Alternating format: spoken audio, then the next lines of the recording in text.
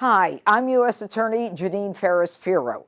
Every day in the district, we separate fact from fiction, right from wrong, and put our evidence where our allegations are. Here's a list of some of the latest cases. Sentences of note. 29-year-old Ricardo Rush was sentenced to 60 months in prison for actually pulling out an Uzi-sized semi-automatic pistol on a crowded Metro bus and threatening to kill two parents and their young children. It all started when he boards a public bus. 4 minutes later, a man and a woman accompanying two small children board the bus. Rush starts harassing the family, ultimately pointing his weapon in the woman's face and declares, "Effin' sit down, this isn't a toy." Police later found Rush at home and recovered a semi-automatic handgun with a high-capacity magazine. Now, no shock, he had previously been convicted in 2021 of assault with a dangerous weapon. And 27-year-old Edward Ganson was sentenced to 21 months in prison for possession of 35 illegal machine gun conversion devices. Officers stopped him in an SUV with heavily tinted windows when they noticed a plastic bag containing firearm accessories. They removed the bag and found it contained dozens of machine gun conversion devices that are known as switches. Each device had been 3D printed. And no shock, he previously pled guilty to a charge of the unlawful possession of a machine gun. And 20-year-old Malik Kearney was sentenced to 14 years in prison for his involvement in two carjackings in the same week. In the first incident, Kearney and an accomplice armed with a gun approach the victim in their car. They demand the keys and tell the victim to get out of the car. When the victim complies, the two men drive off with the car. Now, the second victim was approached at a gas station. He just finished fueling his car. Two men block him using their newly stolen vehicle and walk over with a firearm and demand his car. They fled with both vehicles.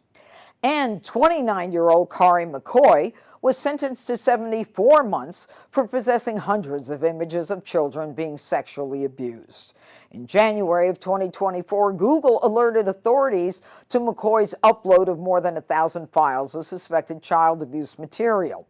Following a search warrant, we recovered multiple devices containing files that depicted prepubescent boys engaged in sexual acts.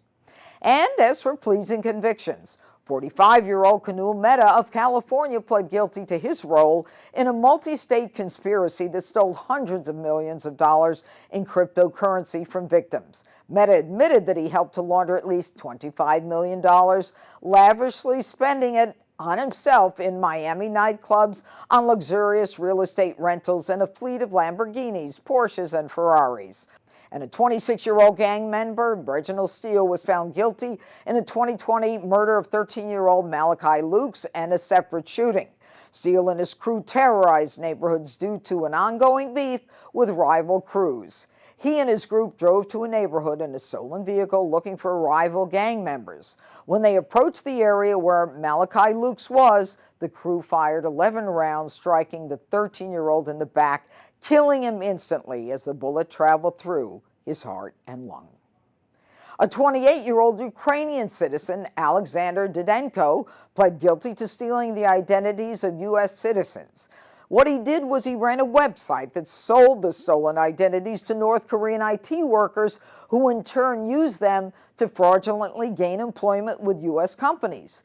And as for arrests and charges, 17-year-old Kevon Dudley was arrested and charged with 20 counts for a shooting that occurred at Howard University's homecoming. The teen went to the homecoming with 8 other individuals, most of them dressed in dark clothing and face masks. As folks were gathered to enjoy the homecoming, Dudley and his crew yelled at a 13-year-old who was there with friends and then fired without provocation. The 13-year-old and 4 adults were struck with bullets, including a Morgan State University student who is now paralyzed from the chest down. Police recovered several weapons at the scene, including a privately made firearm, a Smith & Wesson handgun, and a Glock 19 9mm handgun. And in other news, this week I had the positive experience to swear in more than 80 assistant United States attorneys for the District of Columbia. These new hirees are now part of an institution. It stands at the very center of American justice. To all of our new prosecutors, welcome to the United States Attorney's Office in D.C.